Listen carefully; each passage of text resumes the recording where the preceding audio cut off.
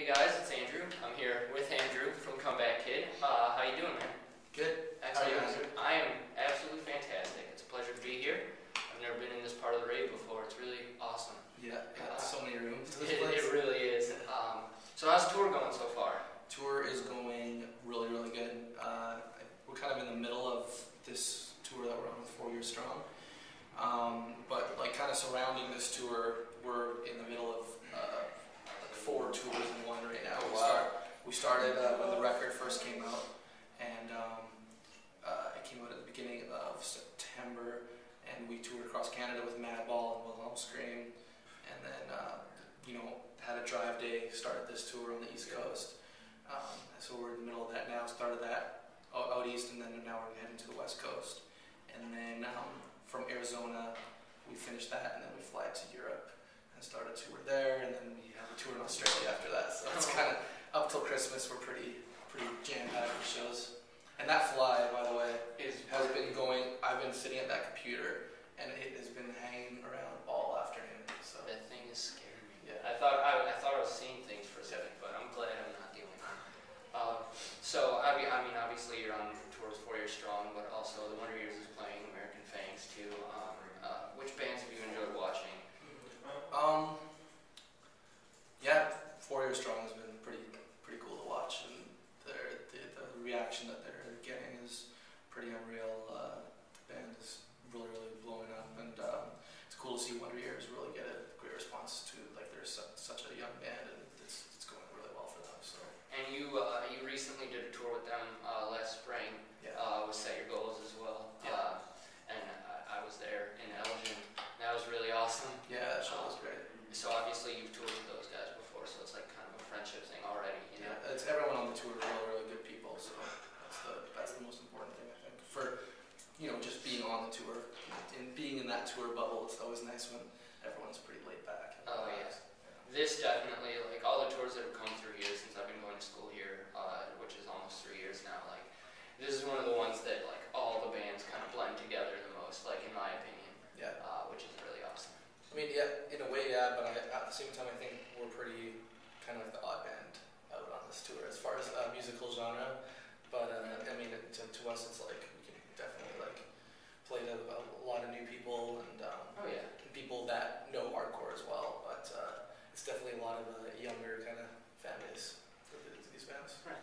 So you recently just released Symptoms and Cures, your new record. What makes that different from records you've put out in previous years?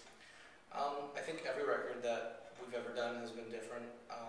This one, I used to play guitar and Comeback Kid when we first started, and then I switched to vocals on our 3rd record, Broadcasting, and so this is my 2nd album singing with the band, and I guess it's a little bit more of a punk rock tinged hardcore record. Right. My vocals are a little bit heavier, but that's just kind of more natural to the sound that I have live. It's melodic hardcore, but it's there's a lot of traditional sounding stuff that we keep with our music, and the concept really still stays true with this band since we started. But we're also trying to do new things and do more with the genre that we're playing. So It's all about that like perfect blend of keeping what's good and broadening your horizons, and I feel like this record, like I've listened to it multiple times, and it definitely does that in my opinion. yeah, we're really happy with how it turned out. I think it's the most powerful record we've ever made, and it's a little bit more of a raw sound than our last couple of records. So just working with a new studio and kind of trying to get more of a tearing through the speakers kind of sound. That's kind of what we're Right. for. So speaking of writing records and writing music in general, not just with Symptoms and Cures, but with all the music that you guys have written in almost 10 years as a band now, where do you draw from? Like obviously all the members have a lot of different influences, so what do you pull together mostly on, like artists in the past and other things? I don't know if there's like certain bands or artists that I could say like directly inspire us. I mean, there was like the kind of like the few that really were like big influences for us when we started. Like, we love Madball, we love first started. So, and then but we also came from the mid '90s kind of skate punk background. So like Propagandy was one of our huge influences as well. Definitely.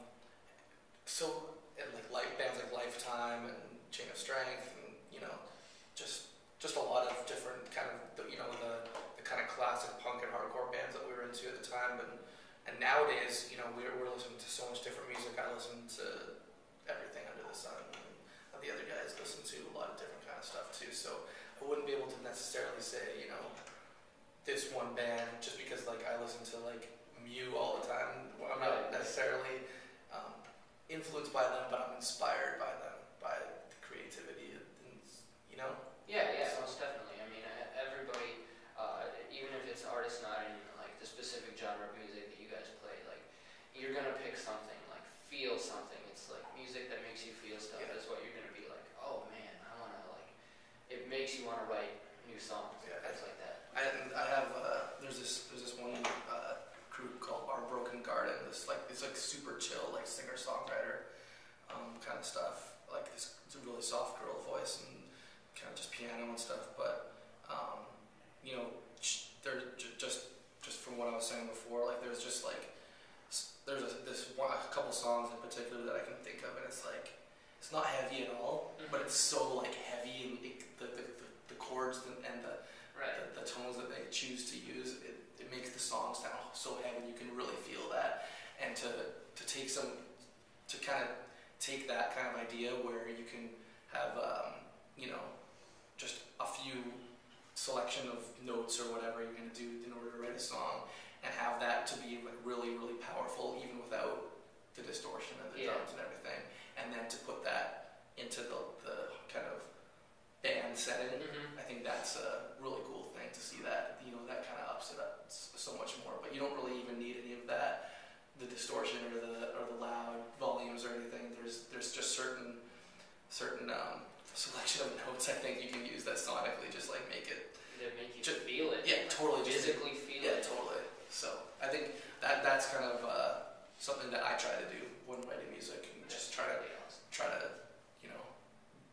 get something that really kind of just pulls at the heartstrings a little bit. Oh yeah, definitely. And that's the kind of music like most people want to listen to. Yeah. I mean, like I want to listen to music that makes me feel something, whether or not it's like lyrically. I love lyrics as much as I love sound, but like when sound hits you and you just like instantly, no matter what the song's about, you just feel it in there. That's like the best feeling in the world. Through a selection of notes or rhythms or anything like Right. that. It's very cool how music works, I think. Most definitely. Moving on, you guys, as well as a ton of other bands within like the hardcore genre and the more harder pop punk genre as well, are releasing records and EPs on vinyl again, and that's kind of coming back. What do you think about that? We've come back. It's always done vinyl since we started. I think our first album, Turn It Around, we went to Victory Records today just to talk about it. They didn't release our first record, but this label called GSR or Give Me Strength. There's not a label anymore, but our friend Duncan released this Turn It Around on vinyl, and like I think there was like 10 or 15 different versions, like three like ones that they did, and then they didn't have a cover. We played like Hellfest 2003 or something, and the cover wasn't ready in time, and so they made like this like photocopied cover, and like people would buy them and then like sell